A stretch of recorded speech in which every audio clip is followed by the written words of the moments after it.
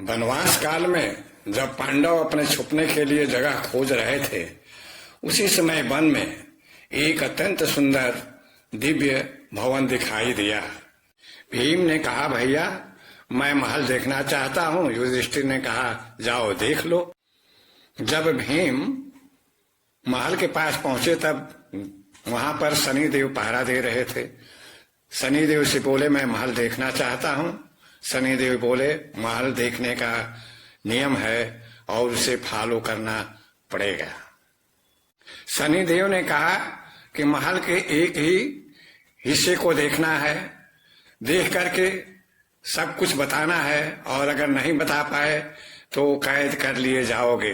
भीम ने कहा, मुझे ये मंजूर है और वह पूरब दिशा की ओर से प्रवेश किए। भीम महल के अंदर प्रवेश किए और देखे कि एक बड़ा कुआं और उसके साइड में दो छोटे छोटे कुएं थे। जब बड़ा कुआं भरता तब छोटे कुएं भी भर जाते, लेकिन जब छोटे कुएं भरते तब बड़ा कुआं खाली ही रह जाता था। कुएं के इस रहस्य को भीम समझ नहीं पाए और जब बाहर आए तो दरबान को सही सही नहीं बता पाए, जिससे उसे दरबान ने कैद कर लिया।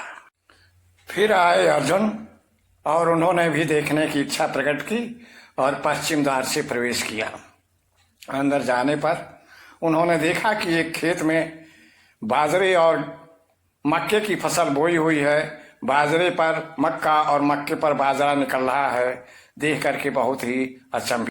बाजरे और मक्के का यह रहस्य अर्जुन भी नहीं समझ पाए और जब लौट कर आए तो दरबान को समुचित उत्तर न देने के कारण दरबान ने उन्हें भी बंदी बना लिया और जेल में डाल दिया।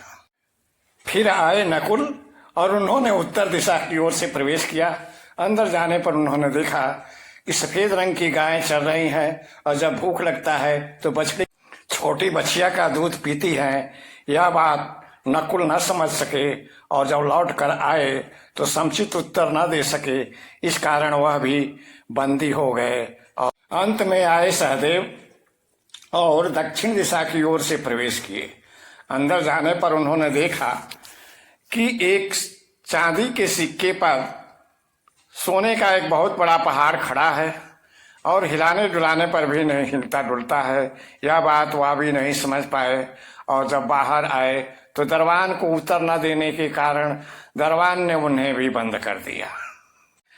चारों भाइयों के आने में देरी होने पर युधिष्ठिर भी द्रौपदी के साथ आए और देखे कि चारों भाई बंदी हैं। तब द्वारपाल से पूछे, तब द्वारपाल ने बताया। युधिष्ठिर ने भीम से पूछा, भीम तुमने क्या देखा? भीम ने अपनी बात बताई। तब युधिष्ठिर ने कहा कि यह कहानी कलयुग की है।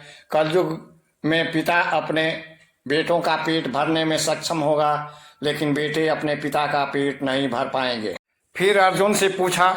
अर्जुन ने कहा कि भैया मैंने बाजरे पर मक्का और मक्के पर बाजरा देखा है। तब युधिष्ठिर ने कहा, अर्जुन कलयुग में सभी लोग वर्णशंकर हो जाएंगे, बड़े छोटे और छोटे बड़े का कोई लिहाज नहीं रहेगा। फिर नकुल से पूछा। नकुल ने कहा, भैया मैंने सफेद गायों को बछियों का दूध पीते हुए देखा। तब युधिष्ठिर ने कहा, कलयुग में माताएं अपने बेटियों के यहाँ जाकर के जीवन यापन करेंगी, बेटे उनका निर्वहन नहीं कर पाएंगे। अंत में सहदेव से पूछा, तुमने क्या देखा? सहदेव ने कहा, भैया मैंने देखा कि चांदी के एक सिक्के पर सोने का एक बहुत बड़ा पहाड़ चढ़ा हुआ है और हिलाने डुलाने पर भी नहीं हिलता है।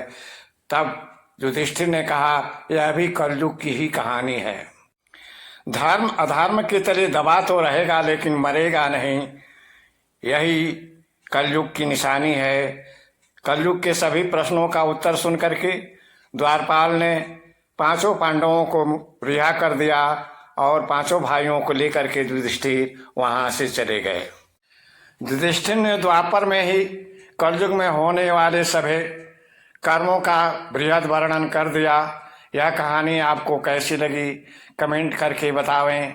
चैनल को सब्सक्राइब करें, लाइक करें और अधिक लोगों तक शेयर करें, जिससे यह कहानी सभी लोगों तक पहुंच सके।